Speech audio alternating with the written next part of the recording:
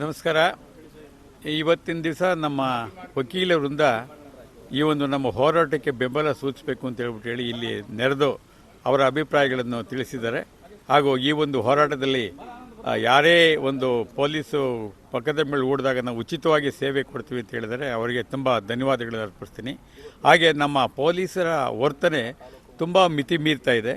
ಅವತ್ತು ಒಂದು ರಾಯರಪಾಳ್ಯದ ಹತ್ರ ಒಂದು ಮಹಿಳೆಯರು ಪ್ರತಿಭಟನೆ ಮಾಡಿದಾಗ ಒಬ್ಬ ಮಹಿಳೆಯ ಮೇಲೆ ಒಬ್ಬ ಗಂಡಸು ಪೊಲೀಸು ಸೊಂಟಕ್ಕೆ ಬಳಸಿ ಅವಳನ್ನು ಎತ್ಕೊಂಡು ಹೋಗಿ ಇದರಲ್ಲಿ ಬಸ್ಸಿನಲ್ಲಿ ಕೂಡಿಸ್ತಾರೆ. ಇದು ಎಷ್ಟು ದೌರ್ಜನ್ಯ ಆಗಿದೆ ಅಂತ ಹೇಳಿ ನಮ್ಮ ಗೋಪಾಲ್ ಗೌಡರು ಸುಪ್ರೀಂ ಕೋರ್ಟ್ ರಿಟೈರ್ಡ್ ಜಸ್ಟಿಸ್ ಅವರು ಹೇಳಿದ್ದಾರೆ. ಇದ್ರ ಬಗ್ಗೆ ನೀವು ಒಂದು ಕಂಪ್ಲೇಂಟ್ ಕೊಟ್ಟು ಬನ್ನಿ, ನನ್ನ ಹತ್ರ ಅವ್ರನ್ನ ಮನೆ ಕಳಿಸ್ತೀನಿ ಅಂತ. ಆದರೂ ನಾವು ಅದಕ್ಕೆ ಮುಂದಾಗದೆ ಈಗ ಇನ್ನೂ ಬಹುಶಃ ಇವರ ವರ್ತನೆ ಇವರು ಗೋಪಾಲ್ ಗೌಡರು ಬಂದಾದ ನಂತರ ಒಂದು ಅವರು ತಿದ್ದುಕೊಬೋದು ಅನ್ನೋ ಉದ್ದೇಶದಿಂದ ನಾವು ಸುಮ್ಮನೆ ಇದ್ದೀವಿ. ಇನ್ನು ಮುಂದೆ ಇಂಥ ಪ್ರಕರಣಗಳು ಇದಾದಕ್ಕೆ ನೀವು ನಮ್ಮ ಏನು ಮಾಧ್ಯಮ ಮಿತ್ರರು ನಮ್ಮ ಜೊತೆಗಿರ್ತಾರೆ, ಪ್ರತಿಯೊಂದು ಫೂಟೇಜನ್ನು ನಮಗೆ ಒದಗಿಸ್ಕೊಡ್ತಾ ಇದ್ದೀರಾ.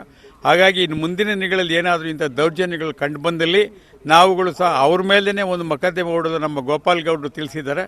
ಆದರೂ ನಾವು ಮುಂದುವರಿದೆ ತಾಳ್ಮೆಯಿಂದ ಇದ್ದೀವಿ. ಇನ್ನು ಮುಂದೆ ಇಂಥ ದೌರ್ಜನ್ಯಗಳನ್ನು ಎಸಗಬಾರ್ದು ಅಂದ್ಬಿಟ್ಟು ನಾವು ಪೊಲೀಸ್ನಲ್ಲಿ ಮನವಿ ಮಾಡ್ಕೊತಾ ಇದ್ವಿ. ಇನ್ನು ನಮ್ಮ ವಕೀಲರಿಂದ ನಮ್ಮ ಈ ಒಂದು ಕಮಿಟಿಯಲ್ಲಿ ಒಂದು 80 ಜನ ಅಡ್ವೊಕೇಟ್ಸ್ ಇದ್ದಾರೆ. ಒಂದು ಅಫಿಷಿಯಲ್ ಆಗಿ ನಾವು ಮೆಂಬರ್ಶಿಪ್ ಆಗಿರ್ತಕ್ಕಂಥವ್ರು. ಈಗ ಅವರೆಲ್ಲರೂ ಮುಂದೆ ಬಂದಿದ್ದಾರೆ. ಯಾವುದೇ ದೌರ್ಜನ್ಯಗಳು ನಡೆದರೂ ನಾವು ಉಚಿತವಾಗಿ ಎಷ್ಟೇ ಗಂಟೆಯಲ್ಲಾದರೂ ನಾವು ಇದ್ದೀವಿ ಅಂತ ಹೇಳಿದ್ದಾರೆ. ಗೋಪಾಲ್ ಗೌಡರು ಸಹ ನಾವು ಯಾವುದೇ ಹೈಕೋರ್ಟ್ ಸುಪ್ರೀಂ ಕೋರ್ಟ್ ಎಲ್ಲಾದರೂ ಆಗಲಪ್ಪ, ನಾನು ನಿಮ್ಮ ಜೊತೆಗಿದ್ದೀನಿ, ಒಂದು ಮಧ್ಯರಾತ್ರಿ ಆಗಲಿ ಒಂದು ಕಾಲ್ ಮಾಡಿ ನಾವು ನಿಮ್ಮ ಜೊತೆಗಿರ್ತಿದ್ದೀನಿ. ಇದು ನಮಗೆ ನಮ್ಮ ವಕೀಲರಿಂದ ಏನು ಇವತ್ತು ನಮಗೆ ಸಪೋರ್ಟ್ ಮಾಡಿದೆ, ನಮಗೆ ಅದು ಆನೆ ಬಲ ಅಂತಾಗಿದೆ. ಇನ್ನು ಈ ಹೋರಾಟದಲ್ಲಿ ಇದನ್ನು ನಮ್ಮ ಮಾನ್ಯ ಶಾಸಕರು ಒಪ್ಕೊಂಡು ಇದನ್ನೇನಾದರೂ ತಡೆ ಮಾಡದೇ ಇದ್ದರೆ ಇದನ್ನು ಬಿಟ್ಕೊಡ್ಲಿಕ್ಕೆ ಇಡೀ ನಮ್ಮ ತಾಲೂಕಿನ ಮನೆಯಿಂದನೂ ಹೊರಗಡೆ ಬಂದು ಇದರ ಬಗ್ಗೆ ಪ್ರತಿಭಟನೆ ಮಾಡಿ ಇದನ್ನು ರದ್ದುಗೊಳಿಸ್ತೀವಿ ಅಂತ ಹೇಳಿ ನಾನು ಅಚಲವಾಗಿ ಹೇಳೋಕ್ಕೆ ಇಷ್ಟಪಡ್ತೀನಿ. ಈಗ ಈ ಒಂದು ಯಾವುದೇ ಗುತ್ತಿಗೆದಾರರಿದ್ದಾರೆ, ಇವತ್ತು ನಮ್ಮ ದೇಶದ ಭ್ರಷ್ಟ ವ್ಯವಸ್ಥೆಯಲ್ಲಿ ಗುತ್ತಿಗೆದಾರರದೇ ಮೇಲ್ಗೈ ಆಗಿರೋದು. ಇವತ್ತು ಯಾವುದೇ ಯೋಜನೆಗಳನ್ನ ಸರ್ಕಾರದ ಶಾಸಕರಾಗಲಿ ಮಂತ್ರಿಗಳಾಗಲಿ ತರ್ತಾ ಇಲ್ಲ. ಇದು ಯಾಕೆಂದರೆ ನನ್ನ 33 ವರ್ಷದ ಸರ್ಕಾರಿ ಸೇವೆಯಲ್ಲಿನ ಅನುಭವ, ಅಲ್ಲಿ ಬರ್ತಕ್ಕಂಥವರು ಕಾಂಟ್ರಾಕ್ಟ್ಗಳು ಈ ಯೋಜನೆ ಮಾಡಿ ನಿಮ್ಗೆ ಇಷ್ಟು % ಕೊಡ್ತೀವಿ, ಈ ರೀತಿಯಾಗಿ ನಮ್ಮ ಜನಪ್ರತಿನಿಧಿಗಳಿಗೆ ಆಮಿಷ ಹೊಡ್ತಾರೆ. ಇವತ್ತು ಅಷ್ಟೇ ನಮ್ಮ ಶ್ರೀನಿವಾಸ ಮೂರ್ತಿಯಲ್ಲಿ ವೃಥ ಆರೋಪ ಮಾಡ್ತಾರೆ. ನಮ್ಮ ಶ್ರೀನಿವಾಸ ಮೂರ್ತಿಯವರು ಈ ಯೋಜನೆ ಬೇಕು ಅಂತ ಅವರಲ್ಲಿ ಅರ್ಜಿ ಕೊಟ್ಟಿಲ್ಲ. ಅವರು ಇಂಥ ಯೋಜನೆ ಯಾರೋ ದೊಡ್ಡ ರಾಜಕಾರಣಿಗಳು ಆ ಒಂದು ಕಾಂಟ್ರಾಕ್ಟ್ಗಳಿಗೆ ಆಮಿಷಕ್ಕೆ ಒಳಗಾಗಿ ನೋಡಪ್ಪ ನಿಮ್ಮ ತಾಲೂಕಿಗೆ ಈ ಯೋಜನೆ ತಗೊಂಡು ಹೋಗ್ಬಿಡು ಅಂತ ಹೇಳ್ಬಿಟ್ಟು ಆರ್ಡ್ರ್ ಮಾಡ್ತಾರೆ. ಅವರು ಸಹ ಆಯ್ತಣ್ಣ ಯಾರು ಒಂದು ಯೋಜನೆ ಬರುತ್ತಲ್ಲ ಅಂದ್ಬಿಟ್ಟು ಅವ್ರು ಹಿಂದೆ ಮುಂದೆ ನೋಡದೆ ಅದರ ಸಾಧಕ ಬಾಧಕಗಳು ಅರ್ಥವಾಗದೆ ಇವತ್ತು ತಗೊಂಬಂದು ಅವ್ರ ಮೇಲೆ ಆಪಾದನೆ ಮಾಡ್ತಾ ಇದ್ದಾರೆ. ಇವತ್ತಿನ ದಿವಸ ನಮ್ಮ ದೇಶದಲ್ಲಿ ಯಾವುದೇ ಯೋಜನೆಗಳನ್ನ ಇಂಪ್ಲಿಮೆಂಟ್ ಮಾಡಿದ್ರೆ ರಾಜಕಾರಣಿಗಳಲ್ಲ, ಇಂಜಿನಿಯರ್ಗಳಲ್ಲ, ಈ ಕಾಂಟ್ರಾಕ್ಟರ್ ಲಾಬಿ. ಇವತ್ತು ಅಷ್ಟೇ ನೆಲಮಂಗಲ ತಾಲೂಕಿಗೆ ಈ ಪೈಪ್ಲೈನ್ ಲಾಬಿ ಇವತ್ತಿನ ದಿವಸ ಈ ಯೋಜನೆ ಸ್ಟಾಪ್ ಮಾಡೋಕ್ಕೆ ನಮ್ಮ ಶಾಸಕರು ಹಿಂಜಿಕ್ತಾ ಇರೋದು.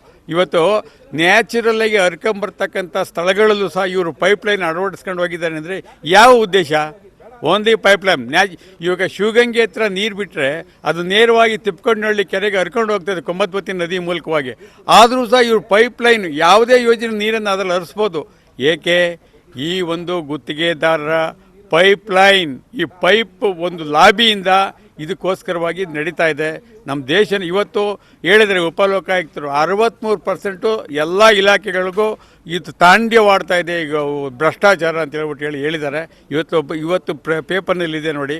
ಹಾಗಾಗಿ ಇವರು ಹಿಂದೆ BJP ಸರ್ಕಾರ 40% ಆರೋಪ ಮಾಡಿದರು. ಈಗ 63ಕ್ಕೆ ಜಿಗಿದಿದೆ ಸೆನ್ಸೆಕ್ಸು. ಲಂಚದ ಸೆನ್ಸೆಕ್ಸ್ 63ಕ್ಕೆ ಹೋಗಿದೆ. ಹಾಗಾಗಿ ಇವತ್ತು ಕೇವಲ ಇದು ಕಮಿಷನ್ಗೋಸ್ಕರವಾಗಿ ಇದನ್ನು ಮುಂದುವರಿಸಬೇಕು ಅಂತ ಹಠ ಮಾಡ್ತಾ ಇದ್ದಾರೆ ರಾಜಕಾರಣಿಗಳೇ ಹೊರತು ಜನಗಳಿಗೆ ಒಳ್ಳೇದು ಮಾಡಬೇಕು ಅಂತ ಹೇಳ್ಬಿಟ್ಟು ಯಾವುದೇ ಕಾರಣಕ್ಕೂ ಆಗೋದಿಲ್ಲ. ಇವರು 4ನೇ ಸಾರಿ ಮಾಡಿರೋಂತಹ ಅಯಾನ್ಸ್ ಏನು ಒಂದು ಅಂತರ್ಜಲ ಸೇರ್ತದೆ ಅದನ್ನು ಇವರು ಸರಿ ಮಾಡಲಿಕ್ಕಾಗಲ್ಲ.